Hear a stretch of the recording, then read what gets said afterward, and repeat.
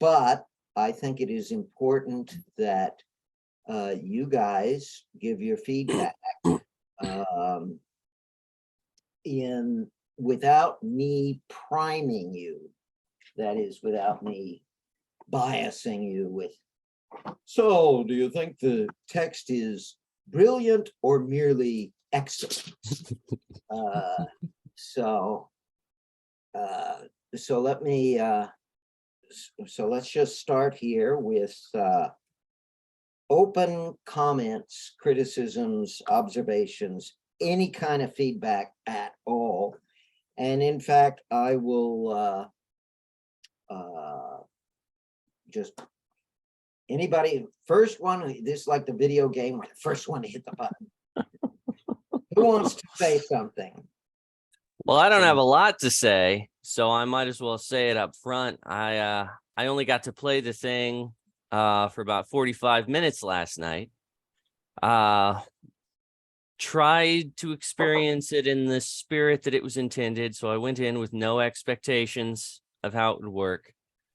And my main takeaway was just how accessible it was. I mean, I've been reading about the Storytron stuff for years, and I thought it was going to be something strange, and that it was very easy to get into. The copy went down easy. It was well written but accessible, and I just found myself non-critically enjoying it. Don't know how much that's worth as feedback, but I can see anybody just picking it up and enjoying it, and it was enjoyable. I guess that's my main contribution. I have no idea what's going on under the hood with the programming. If I didn't know better, like I might mistake it for like a more traditional visual novel, like you might find on Steam. You read some text, you make some decisions. It's just seemed really, really accessible. I mean, I could see it having broad commercial appeal with the right production values, of course. Yeah, I was surprised.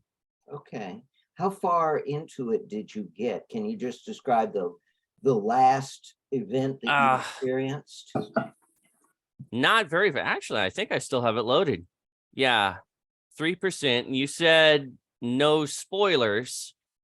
So I'm not going to read exactly where I was at. But I'm seeing. Tells me enough. Okay. Okay. Anything else? Nothing that leaps to mind. Okay. Anybody else want to jump in with a comment or feedback? Sure, I'll jump in. I resisted the temptation to send this over to my parents because they are not game players at all. And just for curiosity's sake, to see how far they would get along in there, because so if you would like, I would be more than happy to send them a link to it and see how far they managed to get through it. Yes, although Okay. I will ask you to wait for the next release. We're at beta 1 right now, and Okay. I want to, there's a lot of good feedback that we've gotten. Chris Conley presented a ton of good feedback that I'm going to be working on for a while to implement. But having gotten, I definitely want to make sure that this feedback is incorporated into the thing before we go the next round. The next round will come quickly. I will invite, I will widen the circle. Okay. More people. So, excellent. So definitely yes, I'll announce it. So what else? Well, I posted most of my feedback in that. The one thing that, and I know you addressed this in your latest blog post about it, but I feel like just a slight bit more feedback might help people, not necessarily, make it so that they have a, let me say what I want to say rather than trying to prove a negative, might make it so that folks are a little more engaged with the world. And not necessarily that they need to have immediate consequences like you have failed, or anything like that, but more just that their actions have some gravity in the entire world. Now, Because he is a king, so he's supposed to be making meaningful choices about stuff. And I'm not sure that came across as much as was intended. okay, let me refine that. Sure. Are you saying we need more context, detail about the world, or feedback specific to the choices the player makes? A blending of the two. Just as, and I'm not saying, because I don't want to necessarily step on the bear trap of making this a game interactivity, because I could very easily tap dance around that. But along those lines of having something where it's like, here's this particular thing, and your actions had this particular outcome to this. Okay. And it doesn't have to be necessarily immediate, but maybe later on in the story is like, remember when you made that decision about such and such? Here's what happened. Here are the consequences of that. Okay. Let me just run with that. Sure. What if it's if we get into Merlin here, what if Merlin is more like a come on, what's the term for this? Darn it, there was a Latin term. Now modern representation is the angel and the devil sitting on your shoulder. Exactly. Yeah. Anyway, what if Merlin acts like that? And so you're talking to some character and you say this and you get a feedback, you get a response, just Merlin smiles. Yeah. I think Merlin, honestly, Merlin is the most amazing character I think I've ever run into in any environment whatsoever. Like I said, I would very much appreciate a coffee time with Story World, because I think he's got much to offer, and I think he would probably be the one to bring that kind of gravitas to this. Is like, you did this, and here's how this played out. You may not necessarily know it directly, but what if? Gosh, yeah, this takes me back to Patton versus Rommel, or even 1980. Excalibur, where you've got all the kinglets or whatever, your knights, how far away they are to you is how much they actually, appreciate you and such. Well, in Patton versus Rommel, this was 1985. I had something where if you were playing on the American side, then every now and then Patton would just pop up and have a little line of text, a few lines of text saying, "You're being entirely too timid. You need to be more aggressive." Stuff like that. Right. And in fact, in the first Seaboot, Trust and Betrayal, there were encounters, talk about breaking the fourth wall, where Chris Crawford would appear in the middle of the game. And there was one great one. Well, actually, there were two good ones. There was one where you're just walking down the street. This is taking place on an alien planet with all these alien creatures, and you're walking down a little, it's really a village, and you're walking down a little narrow alleyway, and suddenly you hear this huge rumbling, and a Panther tank comes rumbling down the alley, and it lowers its gun to point directly at you, and then a hand comes out of the barrel of the gun with a note, and the note says, "You should do this." And then there's another one where Chris Crawford appears in a zoot suit and starts doing this soft shoe routine, dancing around as he's explaining something. And then as he dances, he disappears behind a corner, and then you hear all these garbage cans run. Anyway, so yes, I don't think I want to break the fourth wall this time, but Merlin not quite yet on that function. Under that zoot suit dance, that could be a stretch goal. If we could get some video footage, might get a few more dollars. Yeah. So, okay, well, those are some good ideas. Anything else, Greg? You know, I thought I had one more thing, and maybe it will come back to me at some Yeah, point. sure. So I'll open the floor. Okay, who else has some comments, feedback to offer?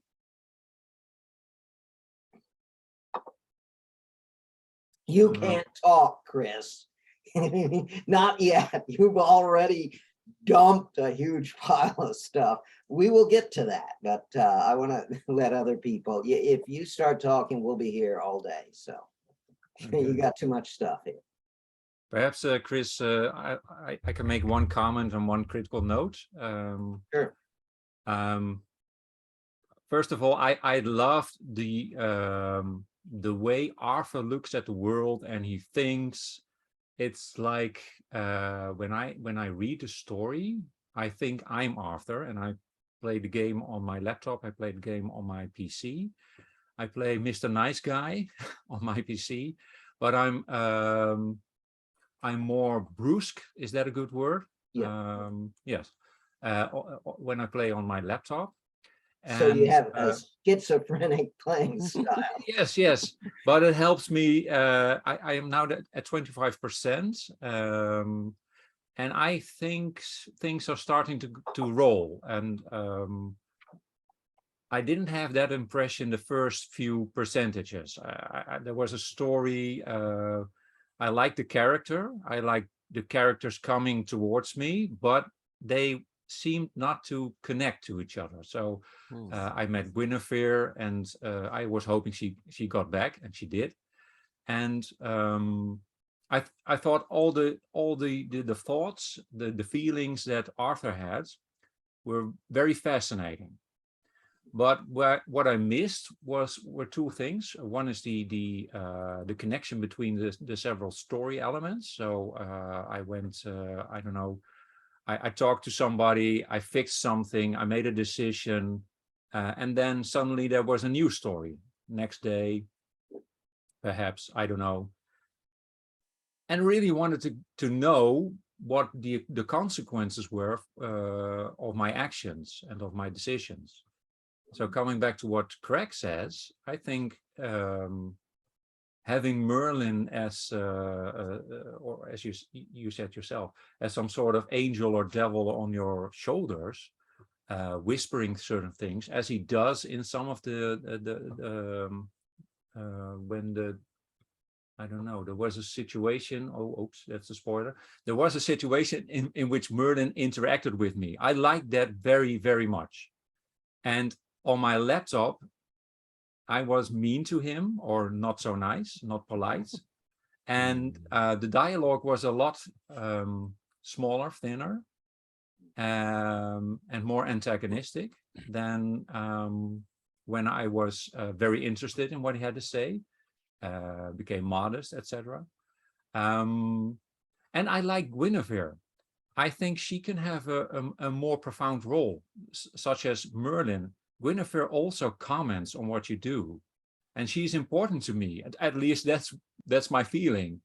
Certainly as Mr. Nice Guy Arthur on my PC. So if there are two characters who interact and give feedback, short feedback, not giving away the entire story or the purpose of the storyline, that would certainly help me in playing more often, more hours, etc., and realizing, okay, so it does have meaning what I do, what I choose. I mean, I know it does, but that's now purely because I have a high respect for you, Chris. So I'm slowly moving towards the 100%. I don't want to read the spoilers Greg typed, so I didn't. And thank you for saying spoilers, so I stopped reading at that. But that's my first feedback. Okay, that it does bring up an interesting idea that Guinevere can do some of the things that Merlin might do. That Exactly. is, you know, Guinevere, and in fact, my intention is that her role is partly to act as advisor.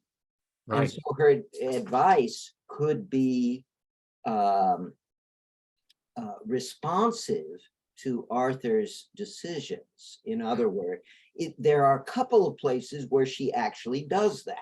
Yes. But those were just accidents, really. I could explicitly make her the source of feedback on Arthur's decisions. Right. Okay, I'm gonna take that idea and expand on it here with a question for everybody.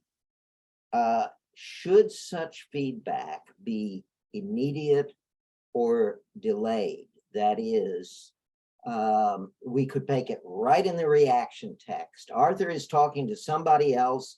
He makes this decision, and then he clicks on the option button, and Right. immediately below it says, Guinevere frowns and says, I think you're making a mistake here. Is that too fast, or should it be a little later? Guinevere says, you know, I think you're being too brusque with these people, blah, blah, blah. Immediate. I know what I would like. I'm married as well, and as soon as I make a mistake, my wife frowns. She doesn't even give me verbal feedback, and that's because I know her. She knows me. There's a world of thoughts and feelings and future conversations that can flow from one simple frown. Yeah. So I would certainly enjoy the game more if there are simple lines of text, just like Merlin smiles. Okay, I feel intimidated when those few words are being said after I've made a choice. And if Guinevere also gives feedback, direct feedback, yes, I would love it. Okay, let me expand that in another direction. What if I simply made up a collection of images, small stamp size images of Merlin and Guinevere, smiling, frowning, laughing, you know, various emotions. And then I just pop one of those up occasionally, you know, as feedback outside of the textual component. It just, when there's that feedback, it just appears. Is that better than a textual response? I'm not entirely sure, honestly. One of the things that I was thinking of is just to just go back to the role of Guinevere and Merlin. My game designer brain says use Guinevere for the immediate feedback and use Merlin for the long-term feedback. Good idea. And yeah, I mean, definitely, you know, the emotional thing of her frowning, you know, and smiling and such would definitely enforce that. But I would say, you know, why not both? That is unfortunately the way that I decide a lot of things. It's like, why not have both of these things? This is a little to the left of the question, but for me, Guinevere is scarier than Merlin. Her feedback is always going to have more weight because she's my wife. Yeah. I am married too. The wizard is not as scary to me as the wife.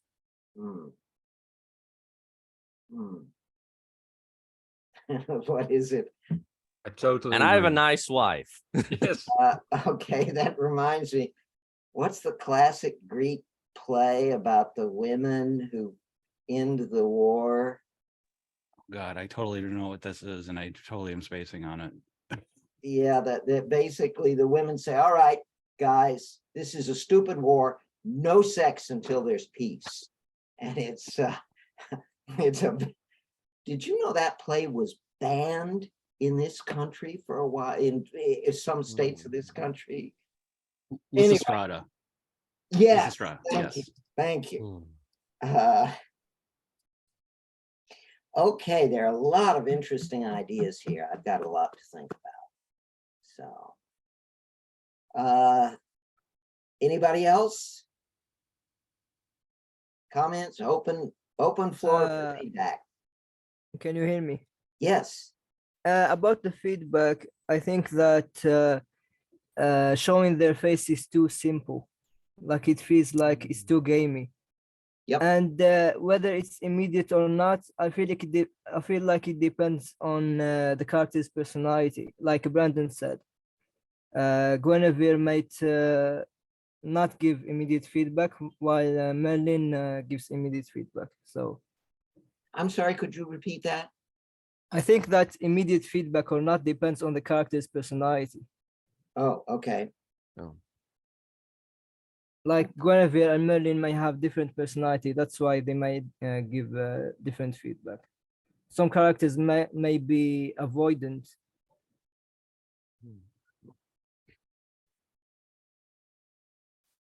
Yeah, that's an argument from simulationism, and it's valid. I think the question is that the main design criteria, you know? The question of whether or not you should receive feedback early or late. I mean, from a game design standpoint and from a psychological standpoint, human beings are notoriously bad at responding to things where the feedback is delayed. I mean, I could go on a rant, but I won't. You all know what I'm talking about. But is that something I should exploit? That is it better? It's exploitable. It is definitely exploitable. Broadly speaking, I don't think there is a right or wrong decision here. I think it's just a philosophical choice. Do you want to catch them later with the consequences of their actions? I think the traditional game design advice here would be give them feedback early. Yes, I agree. And this raises, I'm going to bring this up now, even though it is a question for later. Focus, that is, should the focus be narrow and specific to this encounter, or should I be requiring, demanding that the player step way back and see big picture all the way and say, okay, here's one encounter, but what's happening as a whole? And, you know, look at the whole thing in its entirety as you're playing. I think it would be great for the message if, in fact, you're forced to think that way. In fact, this is part of my own personal view of life. Let me pull this down. I've got something up here on my wall. There we go. These are photographs of me at various ages. And the point here is that one best sees oneself in the entirety of your life. One of the questions I ask myself frequently is, geez, this is a tough decision. How will I feel about it when I'm lying on my deathbed? And so the idea is to see life as an entirety. And I'm just at this little point, but I need to see the, you know, all of Chris at all these different ages. And should I push this into the design by, again, this is the point about not giving immediate feedback. It's forcing you. Well, no. The only solution is to take the big view, but the player may not recognize that, may not realize it. Well, I think the salient point here is that you can take a broad view. You can delay the consequences of the player's actions. And it sounds like that's what you want to do. I mean, you just held up a picture. That's showing exactly that. Whew, but will people get it? Am I pushing people too hard? I don't think it'll be too difficult. It might make the game less accessible, but on the other hand, I think that's what people may expect from this type of game. They're expecting their decisions to have long-term consequences. One thing that is just keeps hanging out in my mind on this is maybe for the initial steps, the feedback is more immediate. And then as the game progresses, it becomes more and more long-term feedback. So you in one of the initial scenes, and I'm not going to say exactly which one of the consequences of your decision is that you get a kick in the pants. And so it's like, okay, what exactly did I do wrong here? I managed to get a kick in the pants off of this thing as opposed to ignoring this other particular thing. So that's a little bit of feedback in there. And maybe stuff along those lines of early on, you get a little bit of, again, a little bit of the gravity of the world and a little bit of the world responding to your actions. And then over time, that becomes less and less frequent because you're playing the more of a longer view type of thing toward the very end of the game. Chris, I apologize. I told you I didn't want to hear your feedback because you've already presented so much, but I don't want, I'd like to hear your comments in I'd like to have your participation in these discussions if you have anything to offer. Yeah, I mean, I like that idea of giving immediate feedback at first and then longer and longer term feedback over time. Like, I don't know.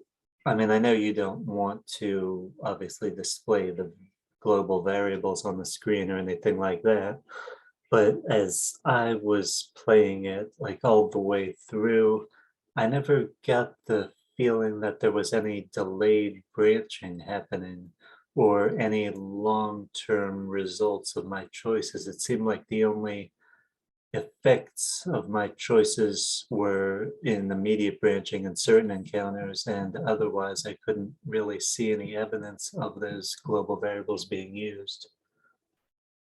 Okay. Well, this is a profoundly important design issue, and thanks for your thoughts on it. I think there's some very good ideas here, and I will definitely be working along these lines. I think that's unfortunately one of the things that I think everyone is sort of dancing around is that, yeah, I didn't feel like as I was going through there that those values actually did anything of grave consequence. And I know that's one of your, most important design principles, after reading your work in that, is having those variables have some kind of gravitas. And it felt like Merlin was the most direct about what was going on. Like every time that I saw Merlin, I was like, okay, I better pay attention here because there is a profound lesson learn it, and I better not screw it up. And that was where I felt the most connection to the game. That and Guinevere as well. I felt a deep connection to her. The rest of this stuff felt like, okay, I'm going to make a decision here, and hopefully I'm going to make the right decision out of this. And maybe that's, game designer or game brain or whatever, but that's how it felt to me, is that the encounters of most important to not necessarily least important, but at least Merlin was like right up here, Guinevere was right down here, and then everything else that was going on was this, okay, I need to put myself in king brain here. What exactly would the king do? That sort of thing. I'm going to have at least one encounter where if Arthur does something wrong, Kutana starts barking furiously. Just one. But,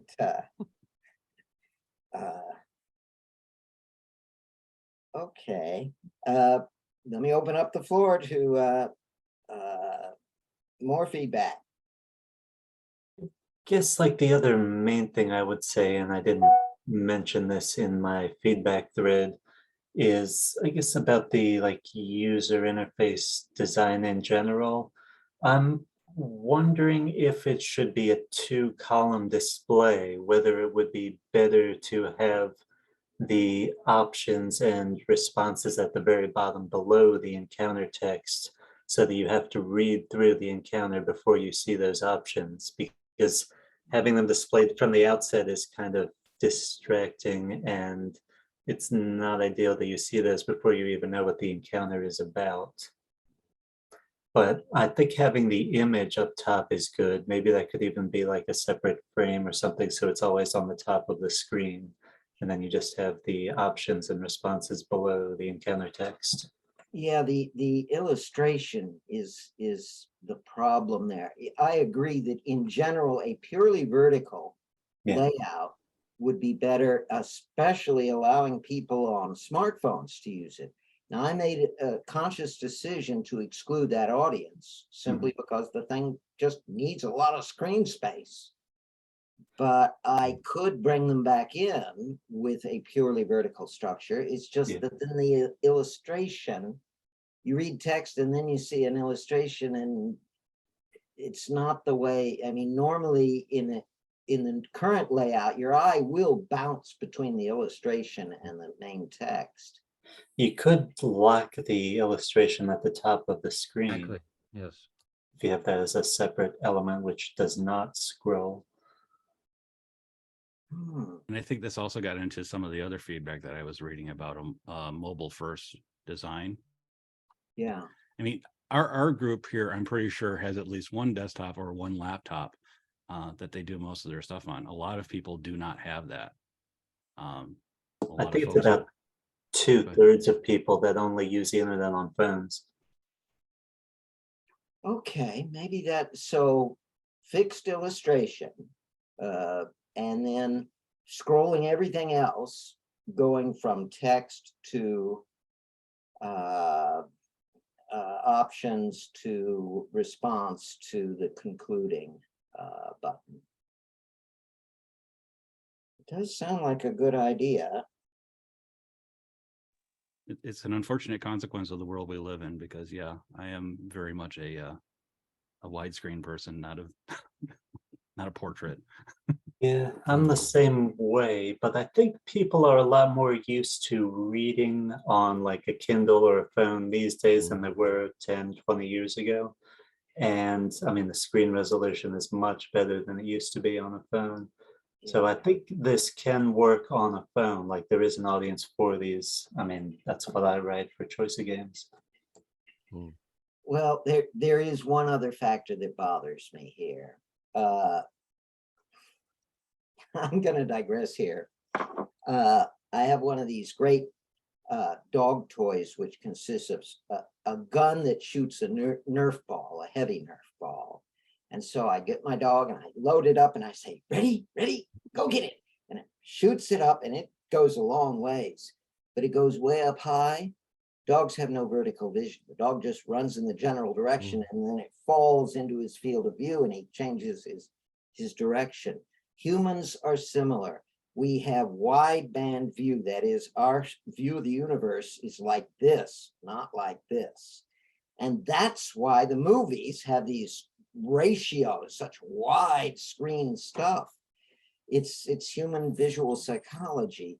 And to go to a purely vertical stance just bothers my sense of naturalness or something. Yet you're right, it brings in a huge audience. Thoughts? I mean, it's a trade-off, but is it an acceptable trade-off? Smartphones are computers. They are the lingua franca. Yeah. That I know, maybe 5% of the people I know even have desktops. Wow. Whoa. Well, see, I don't know anybody, and so 100% of the people I know have desktops. So I mean, 0 over 0. So, I understand what you mean, Chris. I look at my children who make photographs most of the times in a portrait mode, while I'm more of a landscape mode, exactly because what you say, we have vision which is more broader than our height. So I understand your frustration with that. May I call it frustration? yeah. But I honestly, I think if you want to reach a broad audience, most of the people nowadays and in the coming perhaps 5 years will use their smartphones in exactly the way my children use it. Excellent point. Excellent point. Yeah, I I'm suppose feeling more kinship with the mainframe programmers of old when the microcomputers were brought out, and everyone was like, "Oh, that's not a real computer. You don't. There's no time sharing. There's no nothing. It's a single task. What are you doing?" Yeah. And yeah, I'm very much in that. What are you doing? It's not you can't type on it with actual typewriter. And yeah, I'm feeling that. I guess one thing, I'm not sure if it's possible with pure HTML, but I mean, theoretically, if this was a separate app that you downloaded, you could lock it to landscape mode only and not allow the portrait. My brother's 20, and I know he would boycott the game if it could only be played in landscape mode. And if it doesn't have dark mode as well, a lot of folks do Oh, dark dear. mode as well, and it's like, okay, Guilty. One of the issues here is that this is, just Chris with his limited programming skills. And I'm willing to, let's push the schedule back. And this will require major reworking, but you guys make some damn good points. So I will definitely make the attempt. I may fail, but I will definitely try to do this restructuring. Okay, anybody else want to throw all of 52 cards in the air? Other feedback of any of any kind? I don't know how useful this is. Again, I was only 3% in. I only know the barest of this.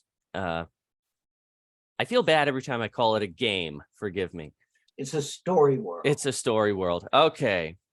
So, from my limited time with it, I know that it's accessible, and I feel like that's the most important thing. Just that you get those first few minutes and you hook them in that period of time. And I already know that it does that. Also, as a corollary to something that was said earlier, regarding the consequences of Arthur's choices.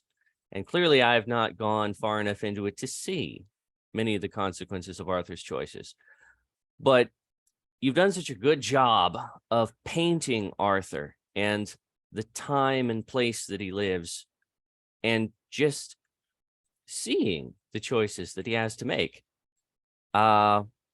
It's almost immaterial which choice you choose. Just seeing the options that are presented to him as a king and as a person hammers home his position in life. Like, these are the decisions that Arthur has to make.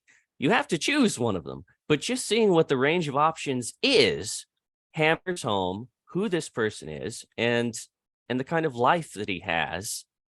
And honestly, I think that it would be a worthwhile text, even if the decisions had no significant consequences. I mean, just as a depiction of this person's life.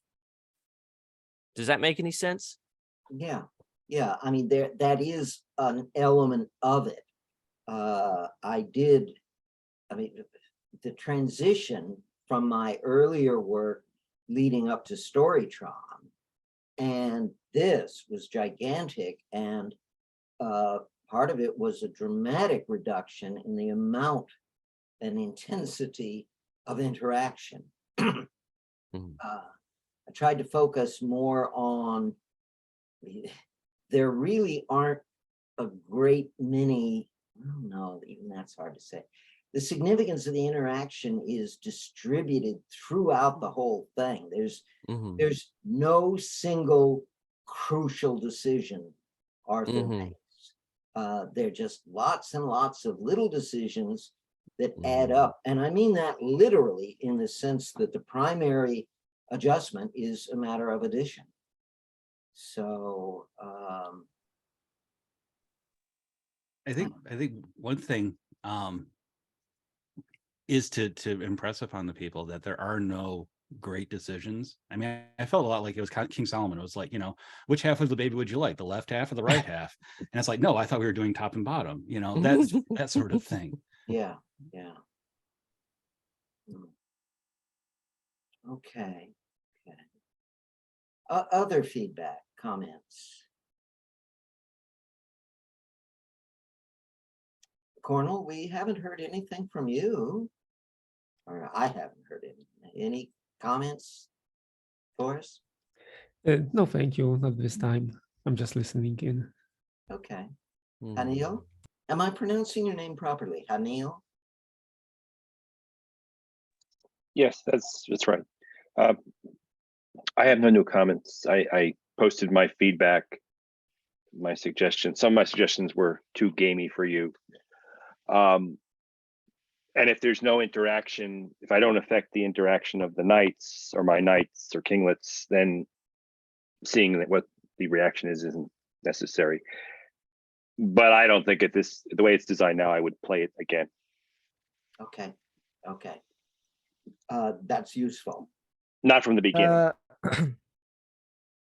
Can I comment on something? Yeah. Sorry if my internet is too bad.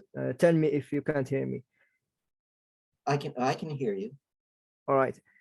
So the biggest issue for me still is that the story world is too long.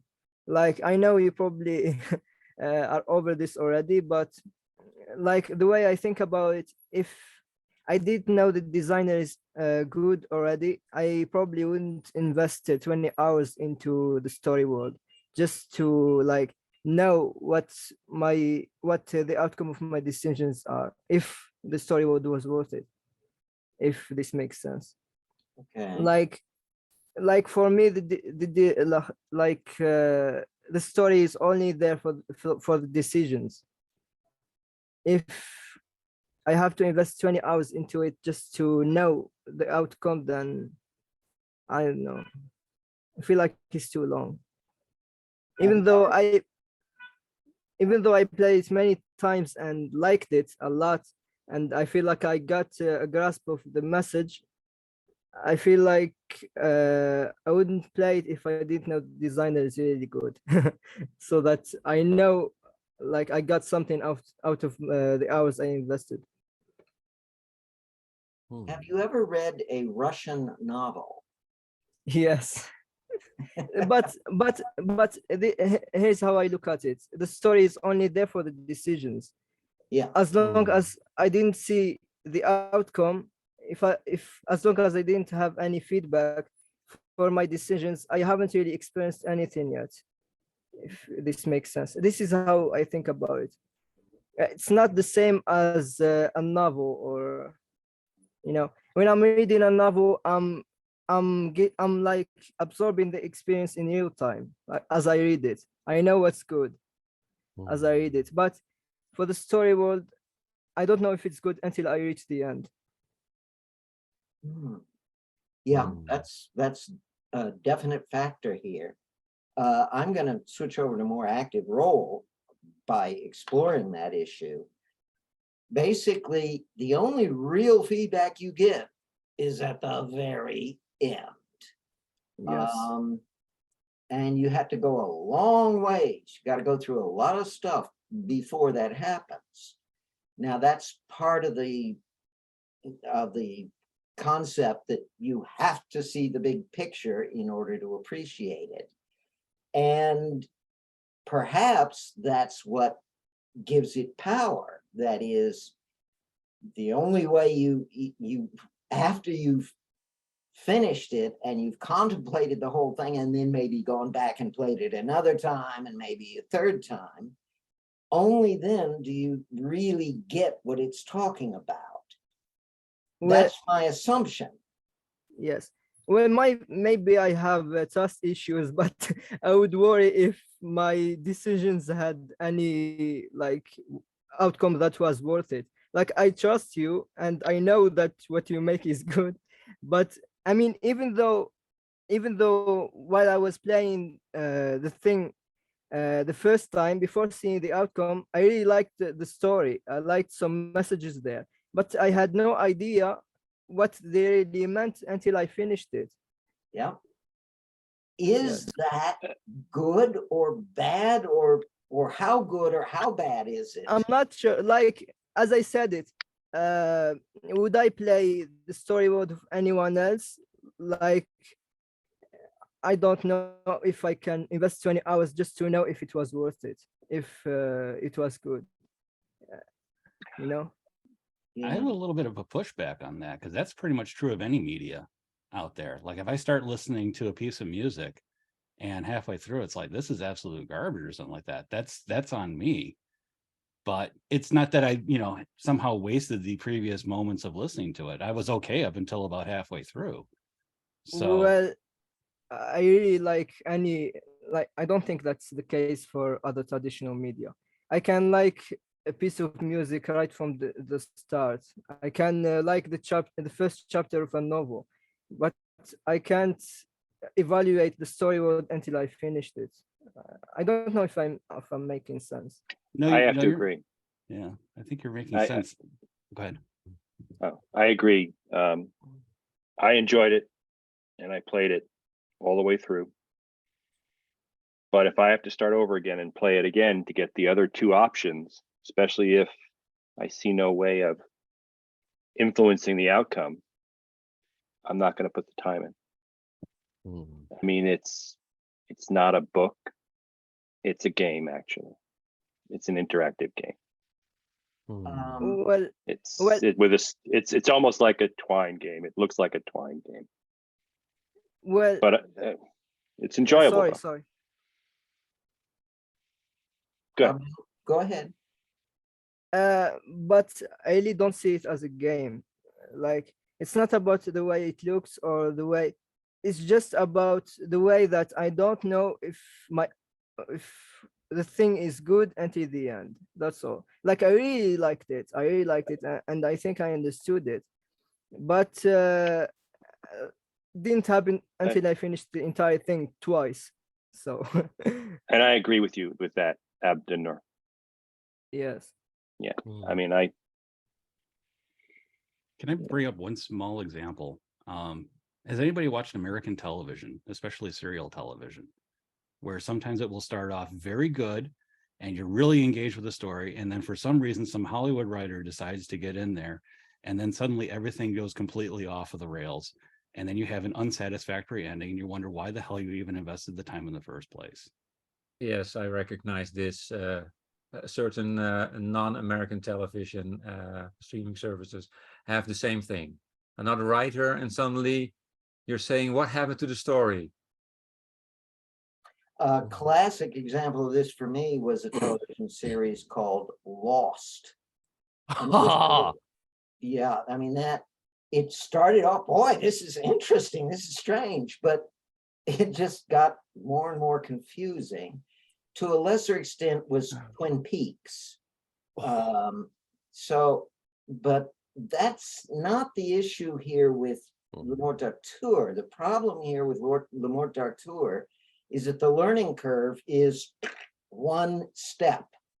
And what we're used to is a nice, smooth learning curve. But there's a trick to that. The smooth learning curve works only because there are dozens, scores, hundreds of skills that must be learned. And so you learn one tiny skill at a time, and each skill makes you a little better and a little better and a little better. Whereas ultimately with Le Morte D'Arthur, there's one lesson, and you can't have a curve, a line for one lesson. The only learning curve is a single step. So is this fundamental to the design, or can it be? I suppose Merlin could be saying, you're doing a good job so far, or you are really screwing this up. Yeah, I mean, I was thinking it doesn't necessarily have to be outside of the narrative by like explicitly using Merlin, but it could be good to have a few encounters scattered throughout the course of the story, which give some foreshadowing, like an idea of where you're headed if you don't change course.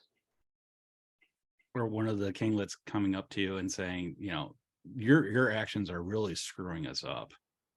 What the hell is wrong with you, sort of thing. Or if that would be something that you could insert as easily. But if it's one of your opponents, one of the kinglets who is antagonistic, then you would probably not believe it or think, oh, I'm doing really great. He hates me anyway. So it has to be the right person. I could revert to something from the initial design. In the initial design, the whole thing was your actions would antagonize or earn applause from the different kinglets to varying degrees. And this would all lead up to a point where Merlin declares a revolt, and some kinglets go to Merlin and some remain loyal to you. And the better the job you've done, the fewer go to Merlin and more stick with you. So that can't happen now, right? That can't happen right now. No matter what you do, the same group of people go to Merlin. Now I could revert to the old thing where we get different combinations of people going to Merlin. And Mordred. But all that would decide is whether you win that battle or not. I don't think that's necessarily the way that I would approach it. Because again, that's also late game feedback, and I don't think that would necessarily I don't feel that would be the kind of feedback that would work as well as, maybe some of them coming up to you and saying, you really need to do that sort of things. Like putting a little bug in your ear sort of thing. Is the question on the table here, should there be a progress bar? Is that the question that we're asking? I wouldn't Because go that detailed. But should we give any feedback? I'm on team feedback, sadly. Let me Also point in team out, feedback. if we give feedback, any feedback about your relationship with kinglets ultimately decides only whether you win or lose the battle. And that's only 2 of the 3 outcomes. is this an interactive narrative or is this a political simulation? Excellent question. Mhm. Excellent question.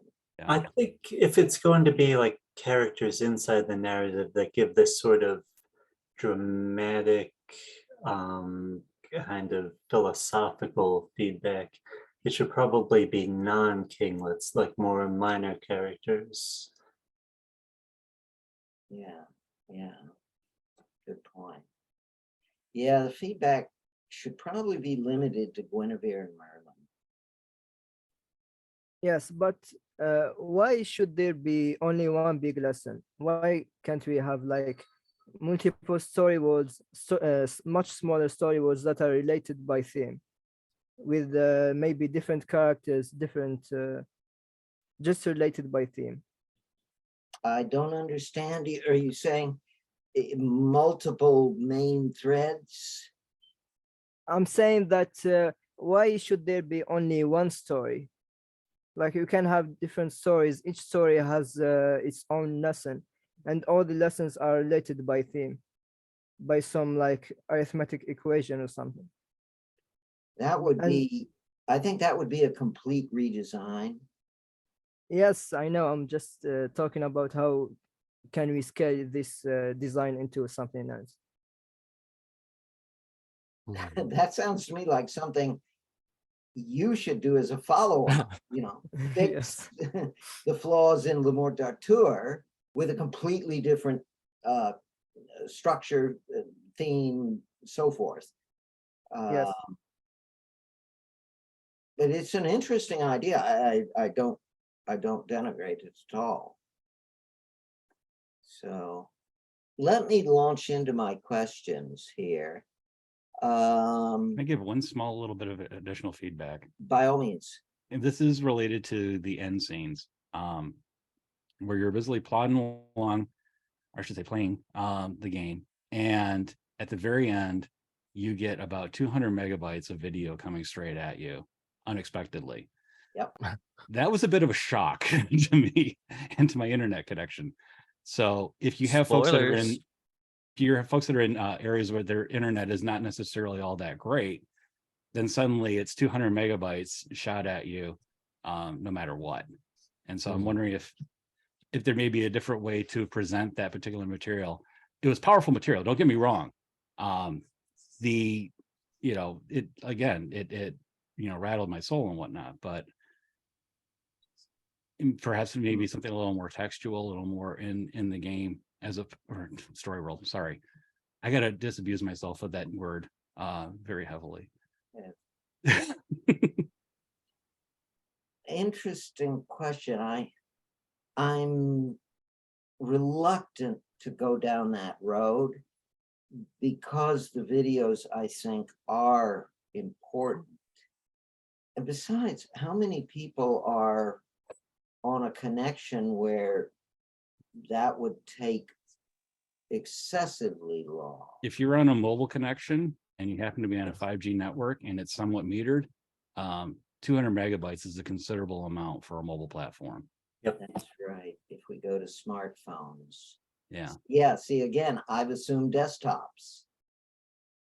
But if we go to smartphones, that becomes a problem. Not necessarily, because I think most young people who use smartphones are also watching a lot of videos. But Craig is also saying you couldn't expect it, and Brandon rightly said, "Oh, spoiler! Okay, so there's a video coming." I already read that somewhere. So it's not a problem if you know. Well, just before it happens, I don't know, some hint or something. And I don't maybe think even a many click people here for will the- watch it. Sorry, Yeah. Greg? Or maybe even something that like click here Yes, to let you know right. that something is coming down the pipeline. Yeah, Right. That would be nice. either an option at the very beginning of the story or at the very end, where you can select either text version or video version. Well, the problem, it can't be at the beginning because it's text for 199% of the way. Yeah, I mean, theoretically it could. You would just pick the option before you start, and then people Or even wouldn't something know like that a it's low coming. bandwidth mode or something like that. Yeah. Mhm. Maybe I could make, here we go. What about a low bandwidth video? I just compress it way down. I think that's the solution.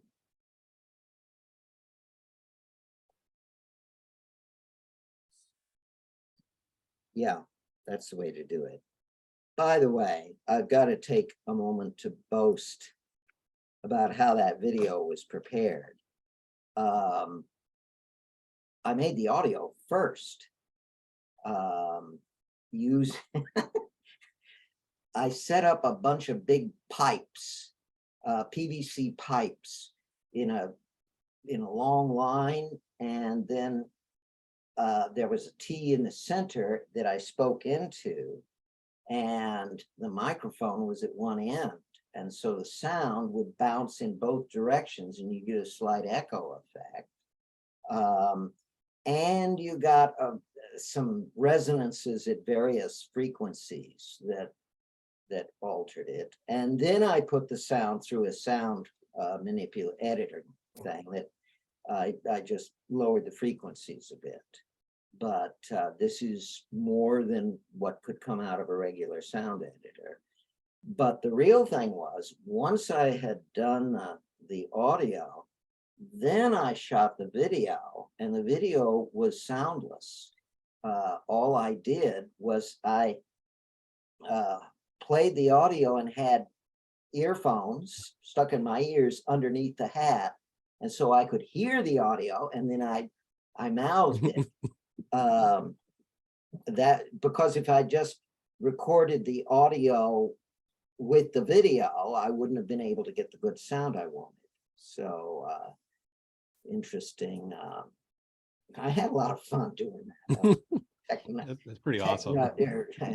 Techie nerd fun. So anyway, let's see, how many people investigated the source code to figure out,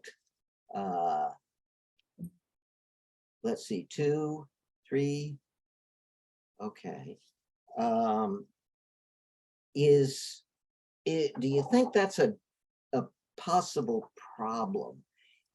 Specifically, do you think I should obfuscate the code? Please don't. And here's why. A lot of people learn based off of source code. I mean, most of HTML development was basically learned from people right-clicking on things and figuring out how people did stuff. Yep. So that is where I would land. Okay. Okay. Yeah, I know that people will want to learn from it. And so there's really two learnings here. If they can look into it to cheat, then they're not learning. On the other hand, if they can look into it to learn how to do something better, that's good. So can I weigh in on this? I was part of the RPG Maker 2000 community, which is a game editor for making role-playing games, and lots of amateur stuff. I don't know how many of those games that I played, half of them were never finished, but after I would play it to the end, I would always go into the editor because it was never locked. And if I ever got disgusted with a game before the end, sometimes I would say, okay, I'm never going to look at this again, but I want to dig in and see what they did. And never did that detract from my experience of play. For whatever it's worth, I would have missed it if that wasn't there, and I never used it. Actually, that's not true. I did use it to cheat once in a while, but it was only when I had lost respect for the game and wanted to mess around with it for added enjoyment. So I can't see any scenario where this is a detractor. okay. Okay, good. I have all sorts of clever ideas for obfuscation. I wouldn't use any of the traditional tools for obfuscation. Let me here we go. I want to I should have posted this earlier, but where are we? Here we are. Here is the link to something I wrote just a few days ago about my thoughts about some of the feedback, and it does mention some of the obfuscation ideas I have. See, this is really just a variation on old anti-piracy techniques from the 80s.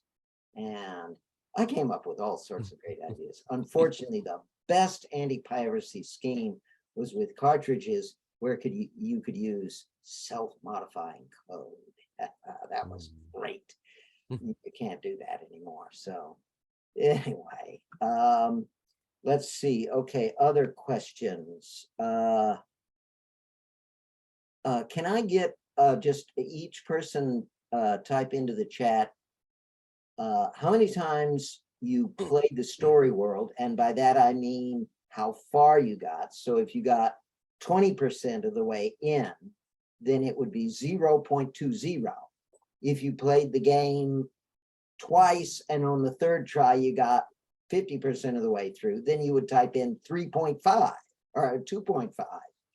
So if I'd just like to get an idea of what the numbers look like for how stubborn you guys have been in getting through this.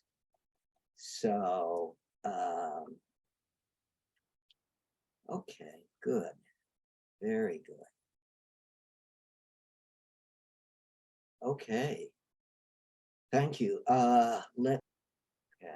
That reminds me, some of you, I believe, was writing about Reigns, a small game.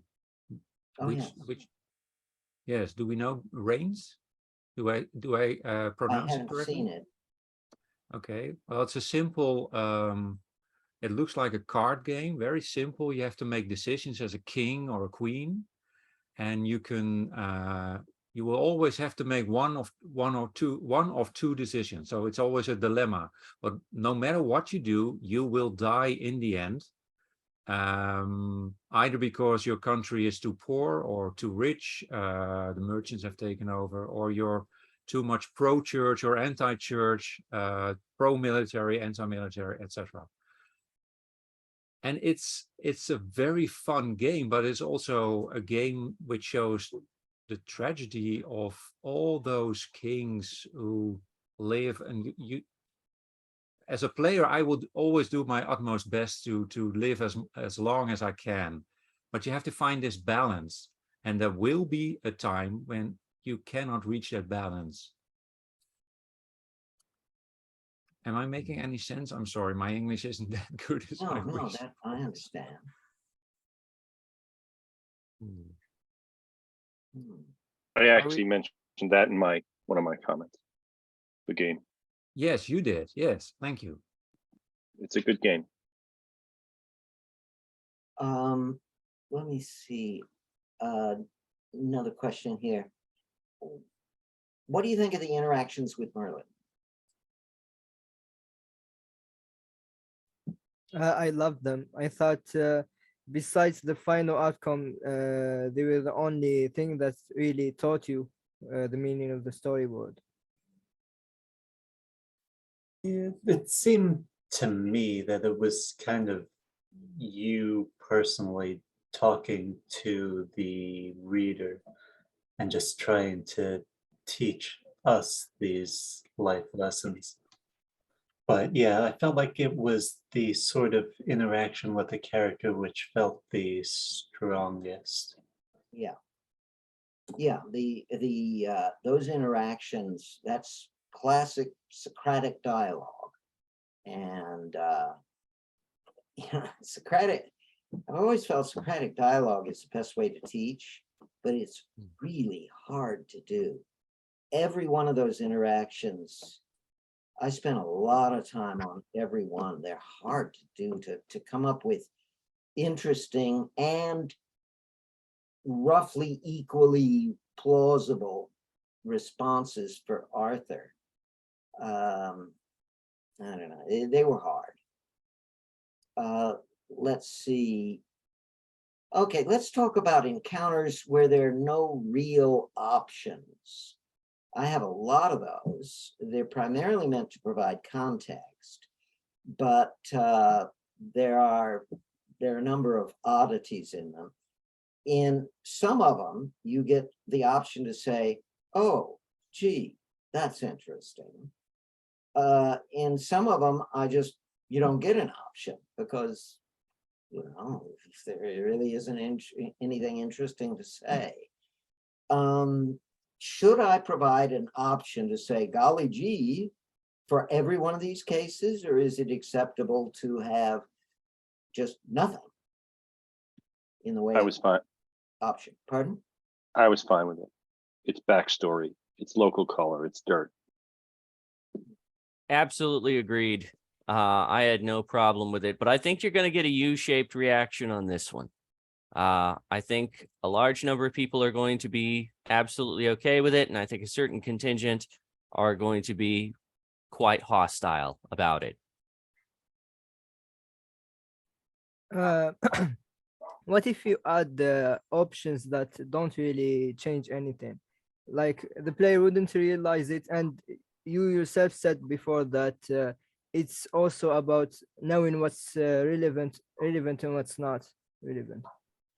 Well, for example, should I rip out the first 4 things, gone fishing, where Arthur just goes fishing?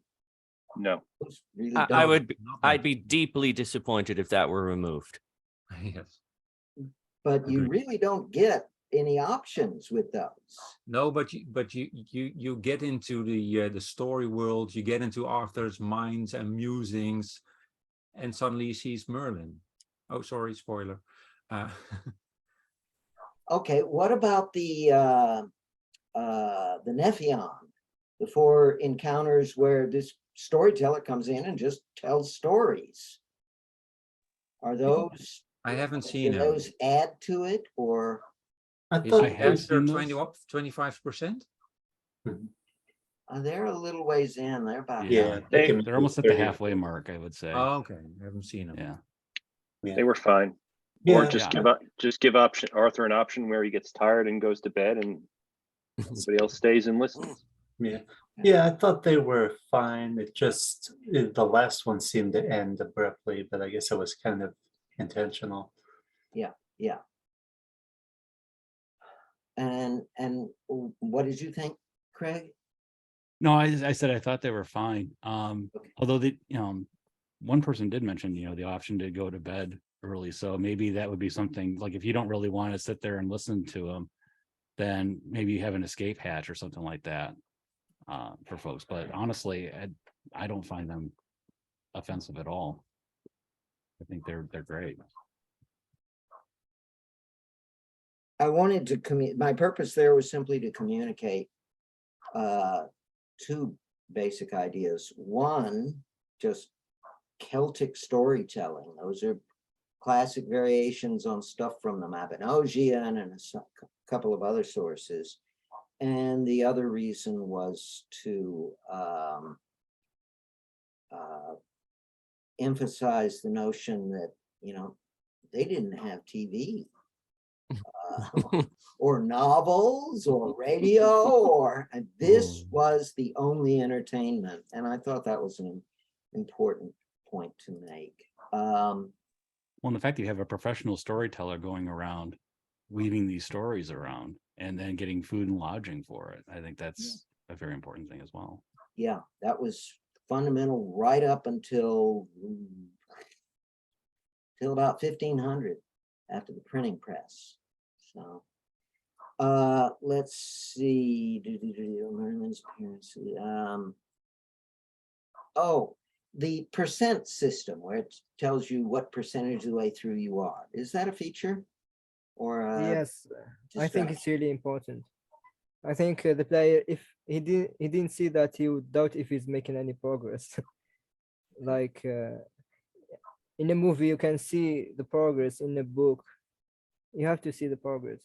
Yeah, with the Agreed. book, I mean, you can see right there how many I'm on page 27. So Agreed. Yeah. And it also helped me to get through some of the pages where I thought, okay, why am I reading this? I would love to go back to the element of the story in the previous page. And also I noticed jumping something like a few percentage points. So that if that's true, Chris, that I skipped several things, then I think, okay, what did I just decide? I want to play the game again, but I won't. I will first finish this one. Is it true that some elements can be skipped, or? oh yeah, there's Okay. trees in there. Mhm. And every Cool. tree you necessarily skip some stuff. Right. So Oh, that's very good to have this progression percentage. That reminds me, I wonder if that percentage should be displayed, if it might feel better to have like chapter headings, like every couple dozen encounters or something, instead of a numerical percentage across the screen. So that you wouldn't notice the skipping. Somewhat, but also it almost feels kind of gamey. Like I know Kindles, they have a progress bar on a book as you read it. And I mean, the physical book, you can tell how many pages in you are. But if there was like numbered chapters and there was like, I don't know, 20 or 30 chapters or so, it feels like it might be more of a literary presentation of the material rather than the numeric scale. And what about time? What about the day? This is No. day, I don't know, 20. No, I Chris? don't want to get into time. Okay. I do want time to jump because that's a classic or standard component of narrative. Right. I mean, the best way to express that is how many people really pay attention in Star Trek when they say Stardate 2349.6. Well, I'm a nerd. I do. Yeah. I know what it means, but you're right. Point Yeah. taken. Actually, another version of this is in the 90s and early 2000s, before we could get stuff on the, before we could stream video, we would just play tapes of old Star Trek episodes. And it got to the point where, it starts off and here's the Enterprise circling a planet, and you hear the captain's voice saying, Stardate 2391.7. And we'd say, oh God, that one. So, I mean, we'd watch too much Star Trek. So That's hilarious. Thank you. okay, so the chapter idea has merit, but it does suffer from a problem in that normally a chapter has a certain dramatic continuity to it, and there's a lot of jumping around in this story world. I think the progress bar has some, or the progress has some merit. If for no other reason, then it's a P break indicator in some ways. Yeah. Because you are expecting people to do many hours with this thing and that, and so taking a bio break every now and again, or at least have some indication of like, okay, here's this other particular thing that's going to come along that you can at least go away from the computer for a little while, refresh yourself, and then come back to it. Okay. I don't know if this is useful at all, but for some reason I am strongly aesthetically disinclined to chapter headings. I don't know why. I like the percentage. It's there, but it's not obtrusive. It reminds me a little bit of the score in like old Infocom text games. Like that was not obtrusive. It still felt like, this is a reading experience, but it was there. I like it. But I mean, modern interactive fiction, they've completely done away with the score for the most part because they're not trying to be a puzzle that you have to solve anymore.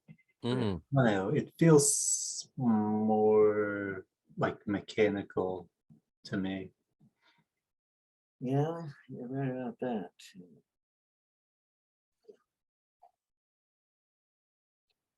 I don't know. That I just have question marks here. I don't know. Okay, well, we are way over time here. Would anybody like to offer any final observations, opinions, whatever? I think it's fantastic, honestly. I think it's an absolute masterwork, and I appreciate it deeply, as I've said before. Okay, well, I'm going to, unfortunately, a few spoilers did leak into this. I think what I'll do is just try to cut them out because the discussion as a whole has been probably one of the best discussions I've seen or we have done in any of these seminars. There have been some very